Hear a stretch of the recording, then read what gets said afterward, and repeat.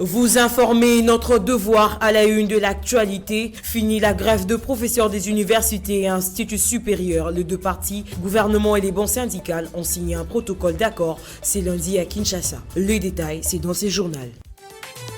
14 février de chaque année, l'humanité célèbre la journée dédiée à l'amour, dénommée la Saint-Valentin. À Kinshasa, les avis de la population restent partagés quant à la conception de cette journée qui met en ébullition de couples amoureux. C'est tout pour le titre. Bienvenue à cette édition vespérale présentée par Guy Bouchard-Djofé. Bonne fête de Saint-Valentin à tous les amoureux et merci de nous accepter dans vos salons pour vous informer, mesdames et messieurs, des partout vous nous captez à travers le monde.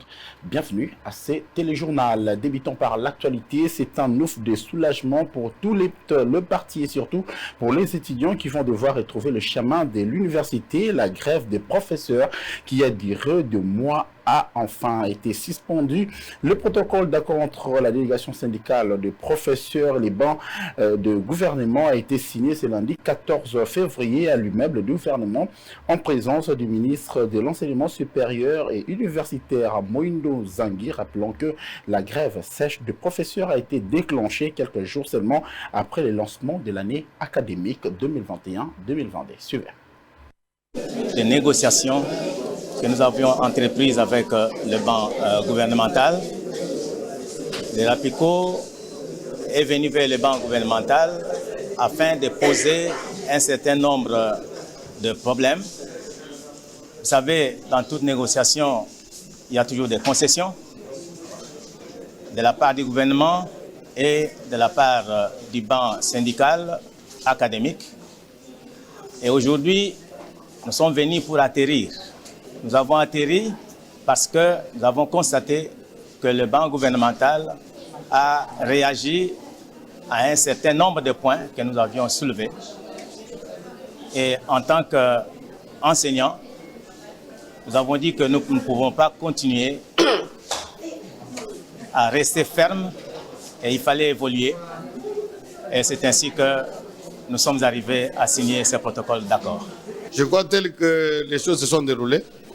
Et la satisfaction est de part et d'autre. Quand on négocie, il y a des concessions. Je crois que le gouvernement fait des concessions fondamentales, comme nous aussi, nous avons fait nos concessions principales. Rien ne peut plus empêcher la levée de la grève pour les établissements. Nous avons proposé, l'accord est signé, je pense c'est 72 heures, selon l'accord qui vient d'être signé par les ministres. Les ministres d'État au budget, les ministres des Finances et les ministres de l'ESU. Et à l'approche de l'élection de gouverneur prévue pour le 6 avril prochain, les états-majors des partis politiques affûtent leurs armes et ils sont au total 16 cadres de l'Union pour la démocratie et le progrès social UDPS qui ont présenté leurs ambitions à l'élection de gouverneur du Kasaï oriental. À cet effet, le secrétaire général de l'UDPS, Augustin Kabouya, a au cours d'un échange avec le professionnel des médias tenu ce dimanche 13 février éclairé à lanterne au sujet de cette fausse commission électorale permanente du parti qui a envahi les réseaux sociaux avec des fausses informations et de l'intorse. Grâce Kenyoro nous en dit un peu plus. Tout a commencé par un article de presse qui aurait accusé le secrétaire général de l'Union pour la démocratie et le progrès social, Augustin Kabouya, de machiner pour une fausse commission électorale permanente au détriment de la vraie qui est dirigée par Jacquemain Chabani. Une situation qui paraît difficile pour la hiérarchie du parti au pouvoir qu'il dirige pour l'instant. Augustin Kabouya se dit choqué d'avoir été présenté à la face du monde comme l'obstacle et l'élément déclencheur de la division au sein de son parti. Je ne vois pas là où le secrétaire général peut influencer l'élection du bureau de la CEP. Il y a eu plusieurs articles où le secrétaire général est présenté comme détracteur, quelqu'un qui veut à tout prix étouffer les présidents de la CEP pour ne pas faire correctement son travail. Quelque chose que je ne connais même pas. Le secrétaire général de l'UDPS affirme avoir rencontré le chef de l'État, enfin dû trouver un terrain d'entente qui, à son tour, a proposé à la CEP d'organiser la primaire, enfin de dégager un candidat commun pour l'élection au poste du gouverneur au Kasaï oriental. Je suis allé voir l'autorité morale de référence, je cite son Excellence Monsieur le Président de la République. J'ai sollicité une audience pour qu'il prenne connaissance de la situation que nous étions en train de traverser. Il nous a reçus le mercredi. Arrivé le mercredi, il va prodiguer aussi les conseils comme je l'avais déjà fait.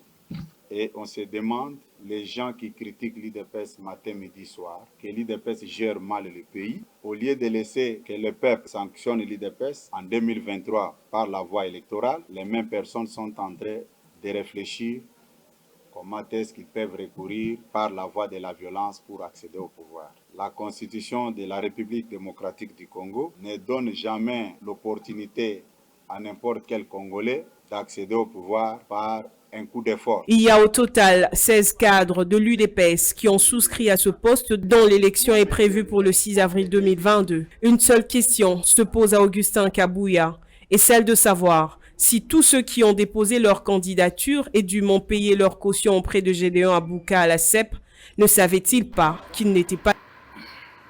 Et dans les volets célébration, l'amour est célébré auprès des amoureux. Ce 14 février, l'humanité célèbre, comme vous le savez, la journée dédiée à l'amour dénommée Saint-Valentin. À Kinshasa, la conception de la dite journée reste partagée entre les Kinois, dont certains couples s'étonnent à des activités en amour, frôlant parfois les clichés, tandis que d'autres n'y accordent aucune importance. Suivez. Depuis la nuit de temps, la journée du 14 février de chaque année a été consacrée à la célébration de l'amour. Cette journée a tiré son vrai sens depuis le IIIe siècle où le prêtre Valentin avait fait preuve d'amour, acceptant de bénir le mariage jusqu'à son dernier souffle, pendant que cette loi a été prohibée par l'empereur Claude II. Une histoire qui se laisse célébrer le 14 février de chaque année. Ces grands mouvements n'ont pas épargné en cette date le Kinois en République démocratique du Congo. Les intéressés se sont rendus dans de coins spéciaux, question de s'y procurer de cadeaux à caractère romantique pour offrir à leurs partenaires. Et les non-intéressés se disent que la Saint-Valentin est une journée consacrée aux païens. À cette occasion, les avis sont partagés. Tant que moi, la Saint-Valentin, je ne me suis pas trop focalisée à ça, mais parfois, je sais un peu de mes régions, mais ça ne m'intéresse pas. Mérite d'être célébré partout dans le monde, et puis pour les amoureux, c'est une journée vraiment qui est merveilleuse, j'espère. Du moins, ça devait plutôt être une journée de réflexion pour, entre guillemets, des mariés, des fiancés. Comment est-ce qu'on peut consolider la relation amoureuse? Pour l'agent commercial de Bellissima, il est important de célébrer cette journée et d'en offrir de cadeaux. C'est le cadeau amoureux. Voilà, le 14 février, comme dans le monde entier, nous, ici aussi à Kinshasa, précisément à la galerie Bellissima, nous célébrons aussi cette journée d'amour autrement. Voilà, depuis ce matin, je ne pourrais même pas dire depuis ce matin, depuis la semaine passée, il y a eu un engouement un peu, comme vous-même vous l'avez constaté à la galerie, il y a des entrées-sorties, on ne sait même plus où mettre le pied. C'est-à-dire que les gens viennent trouver de cadeaux, trouver de quoi offrir à l'élu de son cœur ou aux personnes qu'il estime appropriées pour recevoir ces cadeaux. Rappelons que l'amour est une loi divine, mais aussi le premier et le plus grand commandement qu'a laissé le Christ. Au-delà des paroles, un geste d'amour ferait du bien pour les amoureux. Parlons autre chose. Au Lualaba, le gouverneur Fifi Masuka a remis 30 motos aux agents du ministère des Affaires foncières de la province du Lualaba. L'objectif visé par l'exécutif provincial est de permettre une bonne mobilité à ces agents en vue d'effectuer la tâche qui leur incombe en toute aisance et dans la célérité. Suivez. Déterminé à améliorer les conditions de travail des agents du ministère provincial des Affaires foncières, Urbanisme et Habitat, Madame le gouverneur intérimaire du Lualaba a procédé ce samedi 12 février 2022 à la remise symbolique d'un lot de 30 motos. C'est le commissaire du gouvernement provincial en charge de l'urbanisme, habitat et affaires foncières qui a réceptionné cet échantillon de motos en présence du vice-président de l'Assemblée provinciale et des responsables des 4 divisions. Fifi Masuka Saini Marie-Thérèse a tenu à faciliter le travail des agents et cadres de ces secteurs pour leur permettre d'atteindre tous les 5 territoires de la province du Lualaba.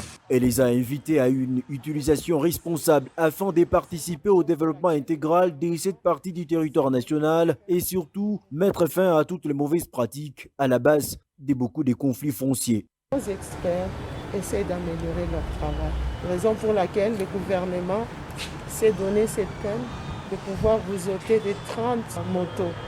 ce n'est pas seulement à Kolwezi, dans tous nos territoires, que cela soit respecté.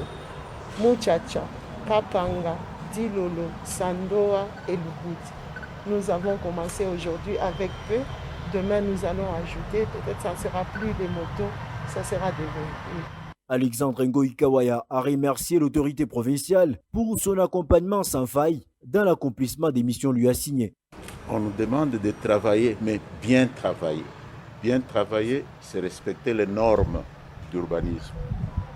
Les lotissements qui vont se faire doivent se faire dans les normes, en respectant les normes d'urbanisation pour permettre à mettre d'autres infrastructures. Les bénéficiaires ont salué à juste titre ces gestes posés par le numéro 1 de l'exécutif provincial. Merci beaucoup, Madame le vice-gouverneur et gouverneur Aïe, qui a songé quand même à doter des moyens de transport pour faire le bon travail. C'est pour la première fois que je vois ce geste si fortifiant. Oui, ça va nous permettre d'atteindre les faits francs. Parce qu'à l'habitat, on n'avait même pas un vélo. Avec ces motos, peut-être nous aurons allé vers Sandoa, Kassaji, Kapanga, Dilo. Et on garde toujours les caps dans le Congo profond pour parler de ces flambées de prix du carburant à prix des allures inquiétantes qui ne touchent pas seulement les conducteurs et usagers d'engins automobiles, mais aussi et surtout le panier de la ménagère à Lubumbashi dans la province du Haut-Katanga. Ce constat est fait au marché Double Poteau au quartier Kalumbwe où les vendeuses se plaignent de la variation de prix des aliments de première nécessité impactés par la hausse de prix de carburant. Grâce Keniro, Jean-Désiré Moukans nous font le point. Depuis quelque temps, dans la ville de Lubumbashi, comme partout dans le Haut-Katanga, plusieurs stations essence sont fermées et le chauffeur a du mal à se procurer du carburant. Le manque d'accord entre le pétrolier représenté par la FEC et le gouvernement congolais est à la base de cette situation qui pénalise la population. Le transport en commun revu à la hausse a impacté négativement sur les denrées alimentaires de première nécessité. Pour s'imprégner de cette situation qui perdure depuis un mois, l'équipe de Bossolo Télévision a été au marché Double Poteau du quartier Kalumbwe. Ici, tout est en hausse de prix. Riz, maïs, braise, légumes, poissons secs et frais, rien n'est comme avant. Sur chaque marchandise, il y a une augmentation d'au moins 1000 à 2000 francs congolais. À la base, le vendeuse pour la majorité accuse la hausse du prix de transport en commun. Madame Déborah, vendeuse de pommes de terre, nous raconte qu'un seau de pommes de terre est passé de 5 000 francs à 8 000 francs congolais. Et cela suite à la hausse du prix de transport en commun. Les prix sont vraiment à la hausse depuis la fermeture des frontières d'où proviennent les poissons et les transports en a rajouté les prix. Les seaux des frétins que nous achetions à 15 000, nous achetons maintenant à 35 000. Et vu le transport, nous sommes obligés de hausser aussi. Nous demandons aux autorités de voir le problème de transport parce qu'on n'en a plus de bénéfices dans ce que nous vendons. À l'entrée du compartiment de poissons, c'est de la misère et la désolation qu'on sait lire sur le visage de vendeuse. C'est le cas de cette dame vendeuse de frétins, communément appelée Ndakala, qui plaide pour la baisse du prix de transport, car non seulement elle est obligée d'hausser le prix de sa marchandise, mais qu'il n'y a pas de clients pour l'acheter.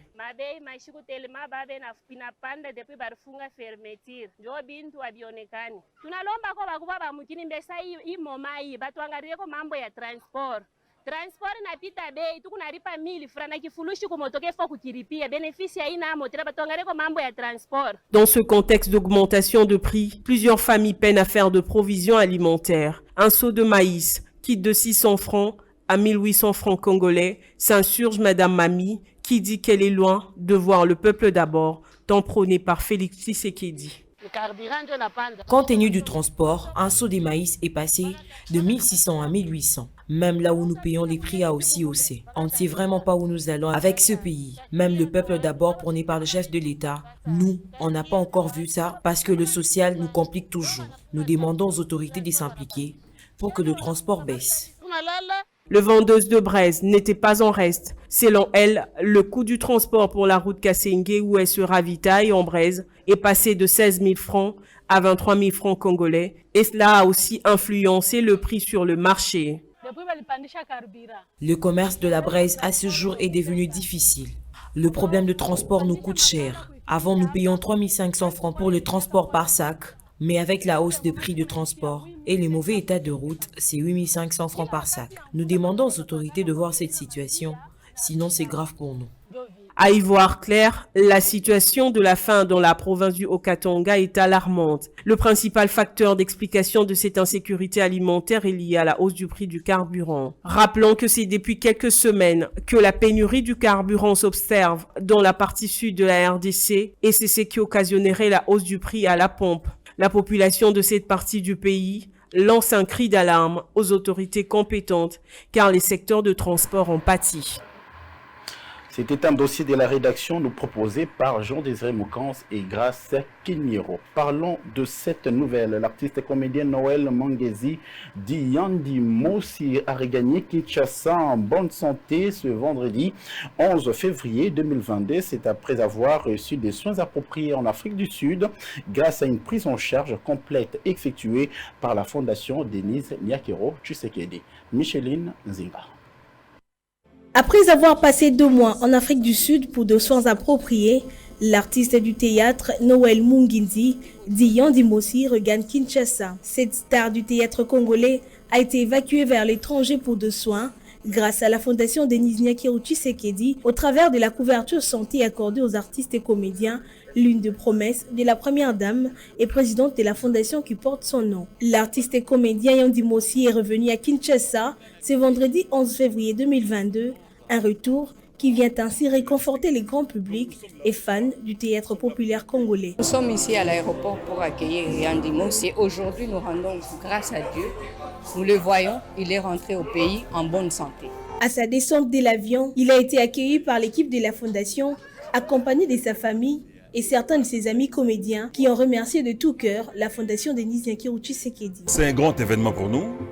C'est à la fois une joie et un plaisir de recevoir notre frère, notre confrère. Son cas était tellement sérieux qu'il fallait absolument des soins appropriés dans des institutions hospitalières d'outre-mer. Il nous revient un Yandi Mosi bien rétabli, bien guéri, et grâce à la fondation Denise Nyakero de la distinguée première dame. Eloko mama sali na ebite nzamba azalaki mais il fallait qu'il muto azala. Pour nzamba monsala beaucoup na. Vraiment merci na nzambe, merci na maman Denise. Que Dieu vraiment soit avec la première dame maman Denise Nyakero parce que oya sali c'est la santé d'abord. Très reconnaissant, Yandi Mosi s'est exprimé en ces termes. Sengaki na nzambe na nganga na nzambe na ngako yokisa mama sonité, mama chakwa kei biloba lobeluba makitro. Soki nga na kei na ba dépense mama sali na ba avion ezali vraiment nzambe nanga kotika ngate eloyo ngai maladi oyo soki fondation ezwaka ngate be histoire nanga ezate. Pour rappel, c'est le 2 décembre dernier que Yandi Mosi avait quitté Kinshasa pour l'Afrique du Sud, gravement malade.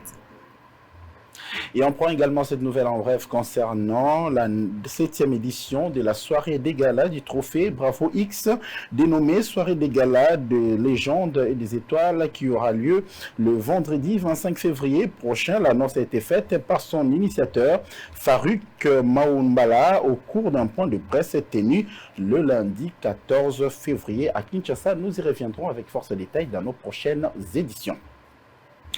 Érigé le long du boulevard Lumumba, la construction des ménages pour enfants est exposée à plusieurs incidents tels qu'accidents de circulation.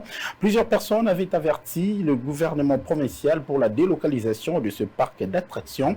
Ce dimanche, un accident de circulation a eu lieu sur ces tronçons. Un véhicule a fini sa course. L'installation de ce parc, comme nous l'a dit Bosco Kabamba. Un accident de circulation s'est produit le dimanche 13 février sur le boulevard Lumumba, à la hauteur de la 3e rue. Une voiture de marque Toyota IST, communément appelée Ketch, a fini sa course dans les enclos des installations de manège érigées en plein boulevard. Ce qui arrive aujourd'hui a été averti dans l'émission Oyondekin. Et là, il fallait bâtir un endroit un peu caché. Dans le boulevard, il y a un petit boulevard. Côté dans le grand boulevard. Non, c'est pas propre. C'est pas propre. C'est tout à fait anormal. C'est quelqu'un qui va la sécurité. Bien, sécurité, au bâti, baba, wana, et tenir force à véhicule. Donc, ils sont trop proches et puis le courant ils sont juste au-dessus. De l'autre côté, métal, métal, na courant place mon corps. Risque ils sont trop. Il est bien, mais l'endroit est à propriété. Pour le député provincial Mike Mukebai, l'autorité urbaine doit impérativement déplacer ses manèges avant que le pire n'arrive. Alors, une voie express où on roule à 100 km à l'heure ou à 80 km, vous érigez, vous placez des manèges d'enfants à côté. Voyez-vous les risques qu'il y a. Et il y a eu un véhicule qui a dérapé hier, qui est sorti de la chaussée, et ces véhicules allaient terminer sa course dans l'enclos des manèges. Ce qui a arrêté le véhicule, c'est le poteau. C'est le poteau du réverbère, d'éclairage public. Alors ça n'interpelle personne. Ça n'interpelle personne jusqu'à ce que nous connaîtrons un drame et ces jours-là, les gens vont venir prêcher pécha, ils vont se repentir et ils vont donner $5,000 aux familles pour enterrer les leurs. Il faut enlever ces manèges-là, là, maintenant. Selon le témoignage recueilli sur place, l'excès de vitesse serait à la base de cet accident. Aucune perte en vies humaines n'a été enregistrée, seulement des dégâts matériels. Rendons-nous dans le district de Muamba où l'opération TK Info Yakuluna na $50 continue son bonhomme de chemin après la commune de Matete cette fois-ci. C'était dans la commune de Kinsanso où l'honorable Raphaël Kibuka et son équipe ont sensibilisé la population de cette municipalité à dénoncer tous les malfrats. Jérémy Ngemi, Roble Bamba et Mathieu Mboui nous font le point. L'insécurité urbaine ronge plusieurs communes de la ville de Kinshasa, parmi lesquelles la commune de Kinsenso, qui est réputée insécuritaire. Après avoir sensibilisé à Matete, cap vers la commune de Kinsenso, qui a aussi vibré au rythme de l'opération Teka Info Yakuluna na $50, c'est vendredi dans la soirée. Une opération qui vise à dénoncer des délinquants appelés communément Kuluna en présentant leur identité complète et réunir des preuves tangibles de personnes ciblées. À la tête, toujours l'infatigable député national, honorable Raphaël Kibuka Kiakiese, qui est déterminé à pacifier les districts de Muamba. C'est au commissariat 1 de Kinsenso qu'a eu le rassemblement avant l'entame de la deuxième vague de la dite opération. Le quartier mission était le tout premier à être sensibilisé, y compris le quartier du 17 mai où se trouve le bastion de malfrats. Honorable Raphaël Kibuka, totamboli toben na matoi. Baoye baza na bana kuluna te, bo continuer ko battre la bana bino. Bino pe bozali ko mona ba voisin baza sala kuluna. Boza numéro ya colonel, en cas ya problème bobengi. Toyi ko tambola poke, to bisabino baboti. Mwana so mona zali mabe dénoncer ye. Opération Kuluna. Opération Mwamba Kimia. Opération Zéro Kuluna. Ici, la délégation a pris quelques avenues du quartier, telles que l'avenue Yolo, où la population était très contente de voir leur élu national, d'être lui-même sur place pour cette sensibilisation. Merci. Papa Kibuka, c'est pas pour la monnaie. Honorable, honorable, en tout cas, ton commission, papa, boyende, poto zwa kimia, dans la pongia ba bébé. Na melengo na kimia, poni ni bazate. Soki ke bazala kime topio, na melengo na kimia te papa bosala musala malamu. Initiative louable, estime les habitants de cette municipalité. La délégation conduite par l'honorable Raphaël Kibuka a été au four et au moulin pour faire appréhender les messages aux habitants de cette municipalité afin que ces derniers, à leur tour, collaborent avec eux pour traquer tous les inciviques de la place. À l'issue de cette sensibilisation dans la commune de Kinsenso, l'honorable député national Raphaël Kibuka a donné ses impressions quant à la deuxième vague de cette opération et a rappelé à tous ses détracteurs le pourquoi de cette initiative. Nous avons sillonné les avenues, les artères principales pour sensibiliser. Nous avons dit que nous sommes là pour interpeller les parents, interpeller les jeunes gens, interpeller les grands-parents qui vivent avec leurs jeunes gens, leurs jeunes enfants qui sont en train de commettre le Kuluna. Cette démarche est une sensibilisation pour permettre aux parents de tirer les oreilles de leurs enfants. De dire aussi, ensemble avec la police et la municipalité, que s'ils n'écoutent pas ce que nous sommes en train de faire, ils seront enseignés par des sanctions.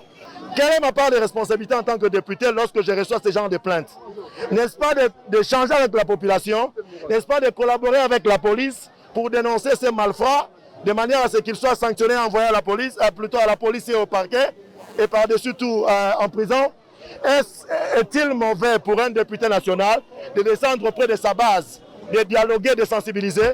Ceux qui le disent sont soit animés de mauvaise foi, soit ils font partie de cette, que dirais-je, bande de criminels, de Koulouna, et ils bénéficient peut-être de ces fruits-là. Notez que plusieurs quartiers ont été sensibilisés, entre autres, quartiers du 17 mai, Bolazi, Mission, Mujinga et tant d'autres. Hormis les communes de Matete et Kinsenso, Limete, Ngaba, Lemba seront les prochaines communes à être sensibilisées dans ces districts de Moamba, le tout dans le but de lutter contre le banditisme qui sévit dans cette partie de la capitale. Et puis bouclons la boucle avec cette nouvelle en bref. C'est depuis le samedi 12 février dernier aux environs de 15 heures que le directeur général du groupe de presse Bossolo, Israël Mutombo, à la tête d'une forte délégation, a atterri dans la ville de Mbandaka, chef-lieu de la province de l'Équateur. À sa descente de l'avion, Israël Mutombo et son équipe ont bénéficié d'un vaste accueil de la population composée de jeunes, de partis politiques et autres structures de jeunes ainsi que de motocyclistes du chef-lieu de la province de l'Équateur. Pour témoigner leur joie, ces motocyclistes se sont mobilisés et engagés à accompagner Israël Mutombo au rythme de caravanes motorisées de l'aéroport en passant par les avenues Air Congo, Yassasiama, Bougie, de la Libération, Bosomi, Bolenge, en passant par le rond-point Teke avant de chuter à l'auberge où devait être logé le journaliste d'investigation Israël